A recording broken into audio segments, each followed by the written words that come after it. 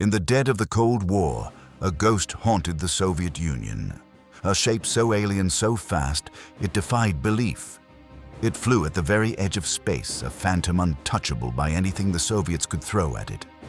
This is the story of the SR-71, Blackbird and its absolute untouchable dominance. Imagine this, you're cruising at 85,000 feet, more than 16 miles high. The sky above you isn't blue, it's black. Below, the Earth is a curved blue line. You're traveling at over 2,200 miles per hour, Mach 3.23 times the speed of sound. This was the daily commute for the pilots of the SR-71 Blackbird. Down below, Soviet radar screens erupt in chaos. Alarms blare. They scramble everything they have. MiG-25 Foxbats, the pride of the Soviet Air Force, ignite their afterburners, climbing desperately toward the heavens. But the Blackbird doesn't even break stride. It's a predator in its natural habitat. Its two massive Pratt & Whitney J-58 engines are screaming, guzzling a unique unignitable fuel. Called JP-7, the titanium skin of the aircraft glows a menacing cherry red, heated to hundreds of degrees by pure friction with the thin air. The Soviet pilots push their Foxbats to the absolute limit, hitting short bursts of Mach 3, but their engines can't sustain it. Their fuel burns away at an astonishing rate. The air thins, and their radars struggle to hold a lock on the streaking American ghost. A calm voice crackles over the Blackbird's intercom. The reconnaissance systems officer in the back seat calls it out. Bandit launch detected a Soviet R-40 missile. A telephone pole of destructive power streaks upward, but the physics are just impossible. The missile fights gravity and thinning air, its rocket motor sputtering out miles short of its target. Another one is fired. It fails too.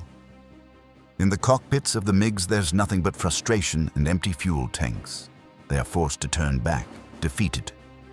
This exact scene played out over and over again. For decades, the Soviet Union and its allies launched over 4,000 intercept attempts against the SR-71. The final score: Blackbird, 4,000 Soviets, 0. Not a single Blackbird was ever shot down. It flew wherever it was needed over the most heavily defended airspace in the world: Vietnam, North Korea, the Barents Sea. Every time it returned with film canisters packed with priceless, irrefutable intelligence on Soviet military deployments, troop movements, and secret missile sites. This wasn't just a plane. It was a masterpiece of American engineering built for one purpose: to be untouchable.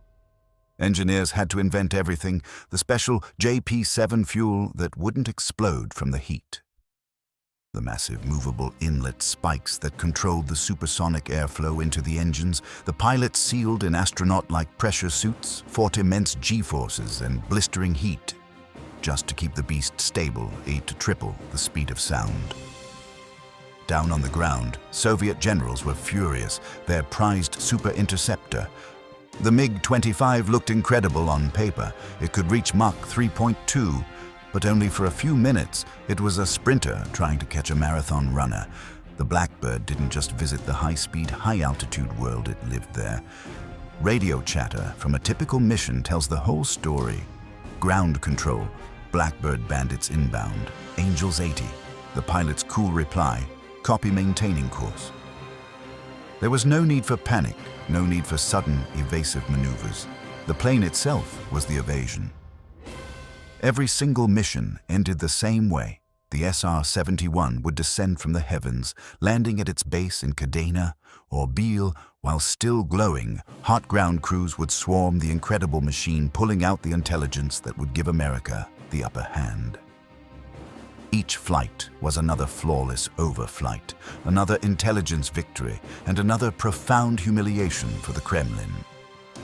This was American ingenuity, raw power, and courage made real. The Soviets simply could not compete. If you're proud of this unbreakable American triumph that helped keep the free world safe, show your support, hit that subscribe button, turn on notifications, and share this video with a fellow patriot. Right now, this is Cold Front Line, where we honor the machines and the heroes who won the war without ever firing a shot. Thanks for watching.